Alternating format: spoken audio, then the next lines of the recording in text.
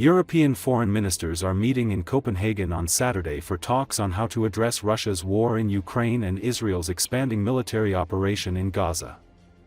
According to Associated Press, the focus is likely to be on how any peace agreement between Russia and Ukraine can incorporate guarantees to ensure no further aggression from Moscow. The freedom-loving world should concentrate on really curing the cancer instead of just killing the pain, Finnish Foreign Minister Elina Valtonen said. Russia, unfortunately, will be posing a long-term strategic threat, and therefore it will be a threat, not just in Ukraine also there going forward, but also to the rest of us. Other ministers stressed the need for a consistent message and concrete measures against Israel, which has begun ground operations in Gaza City.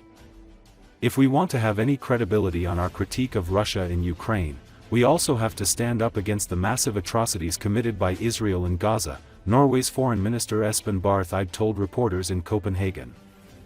What comes to Russia, now the freedom-loving world should concentrate on really curing the cancer instead of just killing the pain, meaning that we should take it for granted and for given that Russia unfortunately will be posing a long-term strategic threat, and therefore it will be a threat not just in Ukraine, also there going forward, but also to the rest of us. So we should really find our forces and put together our forces to put the pressure on Russia to end the killing, where we fully support Donald Trump's agenda on finding a deal on Ukraine. But at the same time, we need to make sure that what has happened in Ukraine will never happen again. Obviously, our focus here today is on our support for Ukraine, working together across Europe, the EU and other partners, making sure our support is ironclad and making sure that we're taking every action possible, not least in light of the horrific attacks we've seen in Kiev this week, including on the European Union delegation and the British Council, to ramp up the economic pressure on Vladimir Putin for his illegal and barbarous war, and to show that we are united as Europe for European security and against that illegal and barbarous war that Putin is prosecuting in Ukraine. We want peace in Ukraine, but it has to be a fair and lasting peace for Ukraine. And we have to come together with a clear message now, because these are really dramatic times for Ukraine and for Europe. And the second message is that if we want to have any credibility on our critique of Russia in Ukraine, we also have to stand up against the massive atrocities committed by Israel in Gaza, in the war, but also in the illegal occupation of Palestine, including the West Bank, and we need strong support for building a Palestinian state, ending the war, getting humanitarian support in, and we also need to be able to put more pressure on, and also economic sanctions on Israel, because the words have not really been enough to change their attitude. We have been told by international organisations that there is a famine underway in Gaza. There is genocidal activity. And being honest, it's not enough to say, I want to see a ceasefire. It's not enough to condemn the actions. You have to say, what are we going to do as a European Union to help bring about the ceasefire? What are we going to do to make the Netanyahu government stop the killing of children, stop the killing of civilians? What are we going to do to ensure humanitarian aid can flow? And what are we going to do to make sure the hostages can be released? I think the world is looking at the European Union. I think our citizens are looking at the European Union, and they are not happy. Lithuania proposes to move forward and quickly with the seizure of the frozen assets. That's the thing where we stuck for too long. We have to break this deadlock and move forward. We are providing at least a couple of legal decisions how to organize it, and we also understand that there are certain risks related to it. Nobody ignores those, but risks are to be managed but not avoided.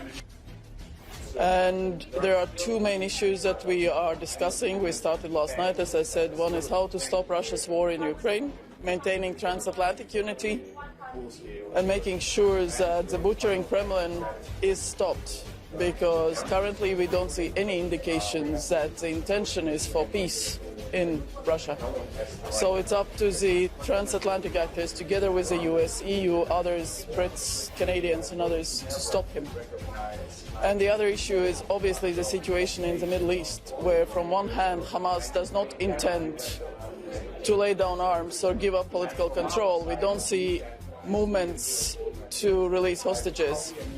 So the request of Israel for self-defense is legitimate. From other hand, the humanitarian situation in Gaza is unbearable. So that is something that from one hand needs obviously opening access to the people who need medical, humanitarian, other help. Food, famine has to be stopped.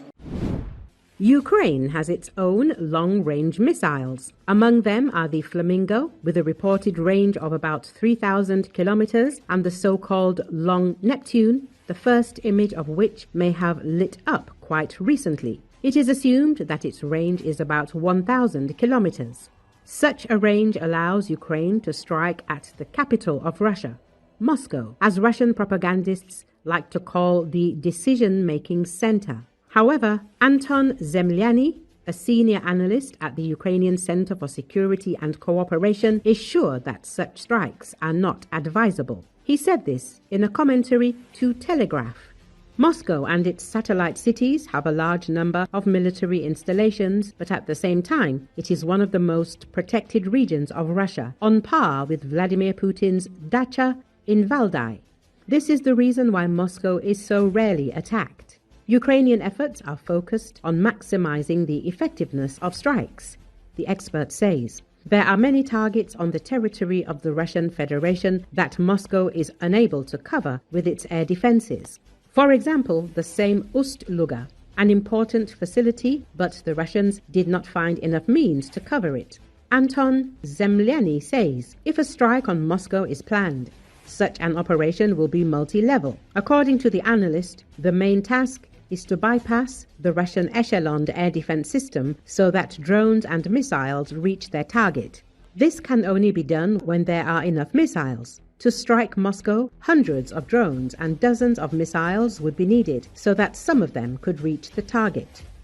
Zemliany gives the example of the strike on the Mariino command post in the Kursk region in 2024. Russian air defense forces exhausted drones and only then launched a strike with Storm Shadow Scalp cruise missiles. Let us recall that this was the first case of using such missiles on the territory of the Russian Federation. At that time, there were reports of the deaths of Russian and North Korean soldiers. Recall, Ukraine has unveiled a new Flamingo cruise missile with a claimed range of 3,000 kilometers, which has a powerful potential. If even half of the claimed performance is true, this weapon could inflict serious damage in any European part of Russia. As The Economist writes, the process of putting the missile into mass production took only 9 months, not years or even decades. It is also fascinating that the project was led by a management team that, it is noted, had no previous experience in the defense industry.